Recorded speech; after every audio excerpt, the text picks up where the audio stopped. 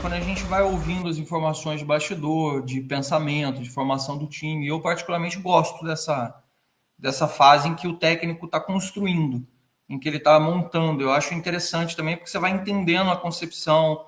Eu tenho ouvido muitos relatos de um Crespo mais leve, mas ao mesmo tempo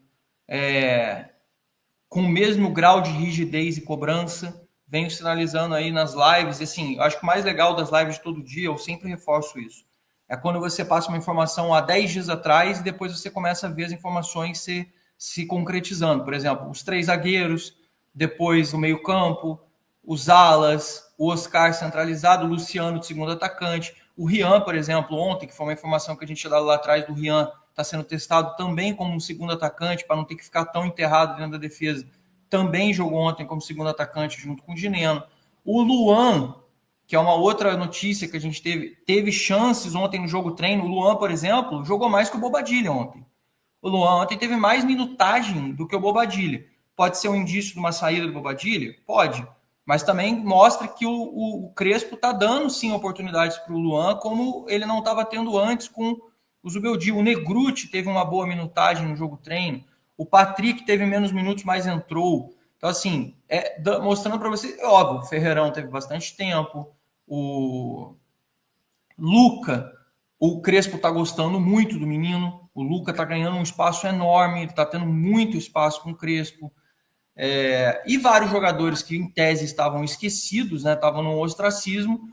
O Rodriguinho teve uma boa minutagem, também teve uma boa participação, menor do que a dos outros, mas eles participaram bastante do que a gente estava tendo ali. Então, bastante importante essas considerações iniciais. E também queria que vocês comentassem um pouco sobre essa possibilidade a gente vem comentando há meses, principalmente a Kátia, sobre isso, mas queria ouvir vocês também sobre essa possibilidade de ressuscitarmos, vamos chamar assim, jogadores que estavam praticamente descartados. Como, por exemplo, o próprio Luan, como eu disse, teve mais minutagem que o Bobadilha. Então, isso é um tema interessante. Inclusive, até ontem, o próprio Alexandre Dias Breyer me chamou e falou assim, cara, você sabe se o Bobadilha jogou também? Eu nem tinha perguntado porque eu tinha recebido as informações e publiquei. E aí eu peguei e falei assim, vou perguntar. E aí me confirmaram, o Bobadilha jogou, mas ele jogou menos do que o Luan. Então isso, no final das contas, acaba sendo até uma notícia, porque normalmente o Bobadilha tinha muito mais espaço antes do que o próprio Bobadilha e outros jogadores. Então, o Ferreirão, ele também foi meia na base antes de virar ponta, antes dele ser deslocado para ponta, ele foi meia. Eu vi muita gente falando sobre isso, mas eu não senti nenhum tipo de esboço, pelo menos não escutei nada relacionado ao Crespo utilizar ele nessa função no meio de campo. O que eu vi foi o Oscar como titular e o Rodriguinho entrando na reserva dele, entrando como substituto em tese, né? Vamos chamar assim, do Oscar, inclusive no jogo treino, fazendo essa função. Uhum. Eu não cheguei a ver jogo treino, não sei se passou.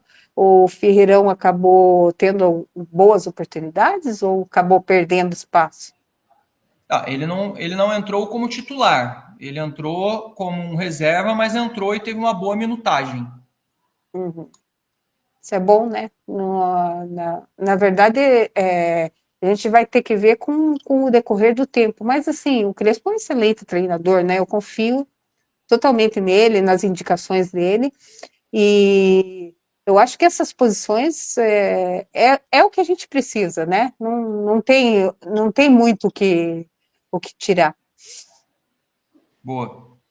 E só fazendo um adendo, o Crespo reclamou, tá, com a diretoria, ele cobrou ontem a diretoria de uma certa evolução com relação ao andamento de reforço, até porque o próprio jogo treino deixou claríssima a carência. Se você tentasse montar 2 times ontem, você não conseguia. Você não conseguia montar 2 times ontem com as posições certas para poder montar. Tudo bem, você não precisa ter 6 zagueiros no elenco, mas você tinha uma dificuldade. Então você não conseguia fazer exatamente 2 times para poder fazer uma disputa, ou seja, alternar 2 times e você espelhar exatamente o time que você quer para poder disputar. Isso já mostra muito. Ah, mas Ferreirinha tá fora, Lucas tá fora, a gente vai falar dele já já também. Mas mesmo assim, a gente não dá para contar só com os jogadores, porque a gente sabe que vai ter momentos que teremos lesionados, teremos jogadores fora. Tá? Isso para a gente passar, então volto a repetir. O Crespo mandou uma lista com 6 nomes, quem acompanha a gente aqui já sabia disso. não é novidade. A novidade qual é? É que o São Paulo vem tendo dificuldades na negociação com esses nomes para poder conseguir concretizar as negociações, mas existem conversas em andamento. Isso já tinha sinalizado ao longo de semana.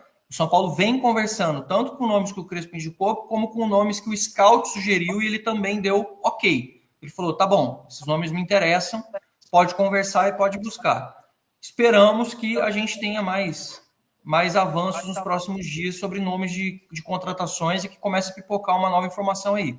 Só para passar a parte de informação aqui, o Lucas e o Ferreirinha treinaram ontem também e conseguiram fazer um bom treinamento. Eles aqueceram junto com os meninos do Sub-20 antes da partida ontem, e a boa notícia é que eles não sentiram dores de novo, estão crescendo na recuperação física deles, e existe uma expectativa de que eles estejam disponíveis em breve para conseguir falar. A boa notícia é que o São Paulo vem mantendo conversas e acredita que teremos novidades em breve aí, apesar de não ter nenhum nome que a gente possa falar, olha, tá aí próximo de vir.